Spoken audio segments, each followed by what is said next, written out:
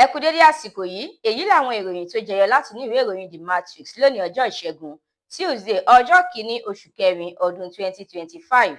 Ẹniọlá Sálíù lórúkọ mi. Látàrí ìṣekúpani tó wáyé nílùú Uromi, gómìnà Ọ̀pẹ́bọlù ti fi gómìnà ìpínlẹ̀ Kánò lọ́kàn balẹ̀ o. Ó ní ìdájọ́ òdodo yóò jọba. Ó ní àwọn tí ọwọ́ ti bà wọ́n ti fi wọ́n ránṣẹ́ sí ìlú Àbújá fún ìfọ̀rọ̀wánilẹ́nuwò síwájú sí i. Gómìnà Abba Yusuf sọ̀rọ̀.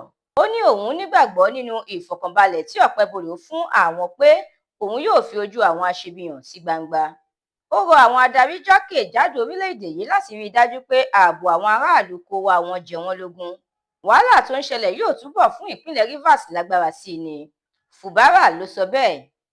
Edison Eyi sọ bí wọ́n ṣe fi bílíọ̀nù 5 ìyẹn 5 billion naira lọ̀ láti yọ Fubara nípò. Ààrẹ Tinubu ti buwọ́ lù ú pé kí wọ́n fẹ́ sáà ọ̀gá àgbà ẹ̀ṣọ́ aláàbò lẹ́nu ìloro ìyẹn CG Kẹ́mi Nandap lójú sí i. Tombolo àtàwọn àgbààgbà Niger Delta ti buwọ́ lù sáà kejì fún ààrẹ Tinubu lọ́dún 2027. Délé Momodu ti bu ẹnu àtẹ́ lu ìkéde ìlú òfararọ tí ààrẹ kéde rẹ̀ ní ìpínlẹ̀ Rivers. Ó ní ó lòdì sí ìṣèjọba àwarawa. Shehu Sani ti kéde àfojúsùn ilé ìgbìmọ̀ aṣòfin àgbà fún ètò ìdìbò ọdún 2027. Ìròyìn eré ìdárayá. Lẹ́yìn tí Victor Boniface kùnà láti ṣe dáadáa fún ikọ̀ Super Eagles, Alonso gbóṣùbà káre fún iṣẹ́ takuntakun rẹ̀ nínú ẹgbẹ́ agbábọ́ọ̀lù Bayern Leverkusen.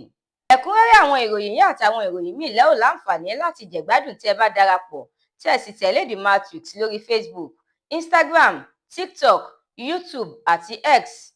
Àdúrà mọ́mi Balógun ló ṣe òǹgbùfọ̀ ìròyìn yìí. Ẹniọlá Sálíù lórúkọ mi.